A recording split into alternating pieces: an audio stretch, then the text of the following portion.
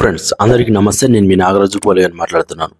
అయితే పవన్ కళ్యాణ్ గురించి ఒక ఇంపార్టెంట్ టాపిక్ మీ ముందుకు తీసుకొచ్చాను. లాస్ట్ వరకు చూడండి. ప్రేమదేశం సినిమా కోసం కాదిర్ సార్ దగ్గరికి క్లాప్ అసిస్టెంట్గా జాయిన్ అయ్యా. అయితే ఏడాది తిరిగేసరికి కోవ డైరెక్ట్గా ప్రమోట్ అయ్యా.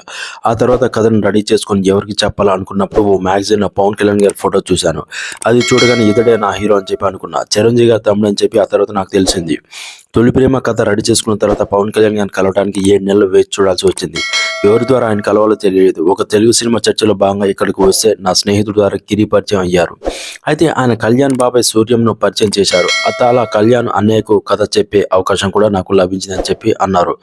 అయితే ఆ రోజు రాత్రి 7 గంటలకు అపార్ట్మెంట్ ఇచ్చారు. గ్రీన్ పార్క్ హోటల్ నుంచి బయలుదేరిన కొద్దిసేపటికి మా కారు పంక్చర్ అయింది.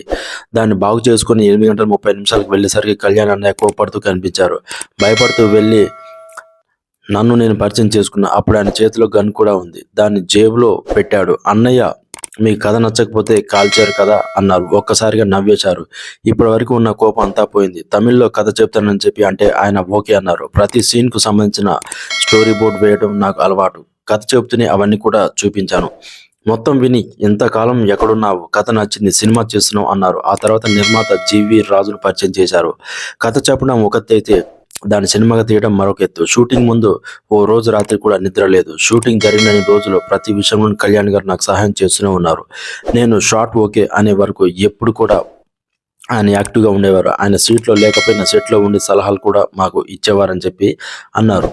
షూటింగ్ అంతా పూర్తయ్యాక ఎడిటింగ్ పనులు రామానాయుడు స్టూడియో చేస్తున్నాం. ఆ రోజు ఈ మనసే సాంగ్ ఎడిట్ చేస్తున్నాం. మాంటేజ్లో వచ్చే ఆ సాంగ్ అంటే పవన్ అన్నయ్యకి ఎంతో ఇష్టం. రాత్రి 8 గంటలకు స్టూడియోకి వచ్చి కరుణ, ఆ పాట ఒకసారి చూపిస్తావా అన్నారు. అన్నయ్య కొంచెం వెయిట్ చేయండి అన్నారు. దాన్ని మార్పులు చేర్పులు చేసి నేను అనుకున్న విధంగా సన్నివేశాలు ఎడిట్ చేసేసరికి రాత్రి 2 గంటలైంది. బయటికి వచ్చి చూస్తే అన్నయ్య అక్కడే బల్లాపై కూర్చొని ఉన్నారు. మీరు ఇంటికి వెళ్ళలేదా అన్నాను. పాట చూసి వెళ్దామని వెయిట్ చేస్తున్నా, చూద్దామా అన్నారు. ఆ సాంగ్ చూసిన తర్వాత నన్ను గట్టిగా కౌలించుకొని చాలా బాగా చేశావు అని మెచ్చుకున్నారు. సినిమా విడుదలైన రోజు నేను చెన్నైలో ఉన్నా. ఫోన్ చేసి సూపర్ హిట్ టాక్ వచ్చింది అని అన్నారు. నా కన్నీళ్ళు ఆగలేదు. 5 రోజుల తర్వాత హైదరాబాద్ వచ్చే ప్రేక్షకుల మధ్య సినిమా చూసా. అప్పుడు హైదరాబాద్లో దిల్ రాజు అన్ని చూసుకుంటున్నారు. అయితే నా సినిమాలో అత్యధిక సీన్లు ఆ నిజ జీవితం నుంచి స్ఫూర్తి పొందినవే. తొలి ప్రేమలో హీరోయిన్ పరిచయ సన్నివేశం నిజ జీవితంలో నేను చూసా. దీపావళి పండుగ రోజు చెన్నై నుంచి మా ఊరు వెళ్తుంటే ఒక అమ్మాయి గొంతు వినిపించింది. తిరిగి అటు చూస్తే చిచ్చుబుడ్డిల వెలుగుల్లో ఒకసారిగా అమ్మాయి ముఖం కనిపించింది. ఆ తర్వాత చీకటి అయిపోయింది. నా మైండ్ పై అది బలమైన ముద్ర వేసింది. ఇంటికి వెళ్ళగానే పేపర్ పై ఆ సీన్ రాసుకున్న.